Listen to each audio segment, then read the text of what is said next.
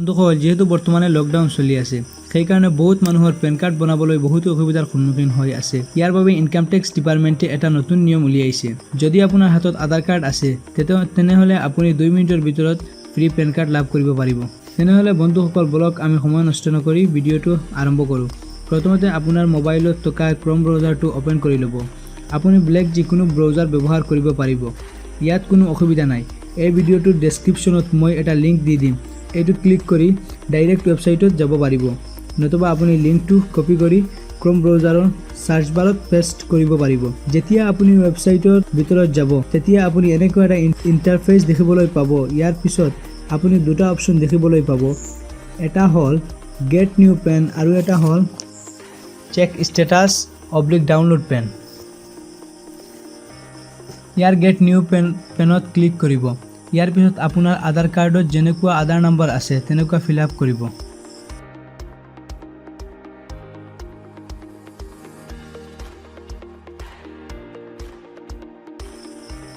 ইয়াৰ পিছত তলত দিয়া কেপচাৰটো সেম ফিল আপ কৰিব।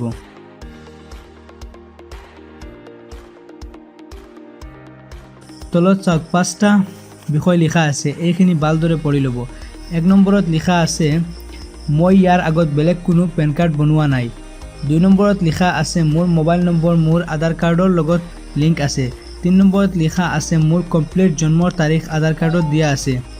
4 নম্বৰত লিখা আছে মই কোনো মাইনৰ ব্যক্তি নহয়, মানে মই 18 বছৰৰ তলৰ ব্যক্তি নহয়। 5 নম্বৰত লিখা আছে দিয়া কণ্ডিশ্যনখিনি মই পঢ়ি লৈছোঁ।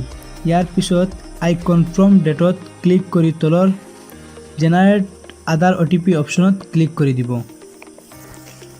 ইয়াৰ পিছত আপোনাৰ আধাৰ কাৰ্ডৰ লগত যিটো মোবাইল নম্বৰৰ লিংক আছে সেইটোত এটা OTP আহিব। ইয়াৰ পিছত এই OTPটো সেম বহুৱাই দিব। ইয়াৰ পিছত তলত দিয়া আই এগ্ৰি চেকবক্সটোত ক্লিক কৰি তলৰ ভেলিডেট আধাৰ OTP এণ্ড কণ্টিনিউত ক্লিক কৰি দিব। ইয়াৰ পিছত অকণমান লোডিং ল'ব।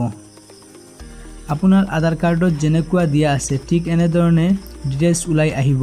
আপোনাৰ এড্ৰেছ, পিনক'ড, ফটো ইত্যাদি এনেধৰণে সকলো ওলাই আহিব।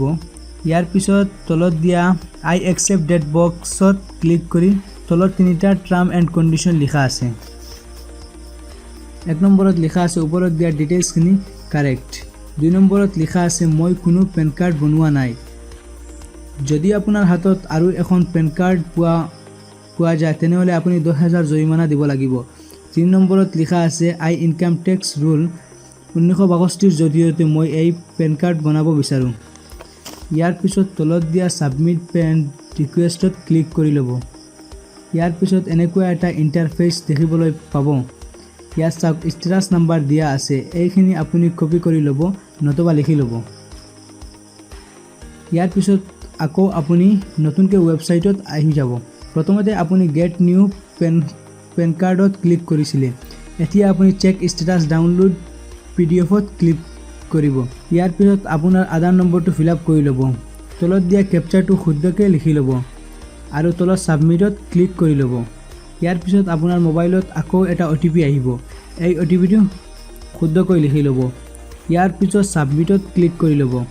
ইয়াৰ পিছত তলত দিয়া ডাউনলোড পেন অপশ্যনটোত ক্লিক কৰি ল'ব। এই চাওক আমাৰ পেন কাৰ্ড ডাউনলোড হৈ গ'ল।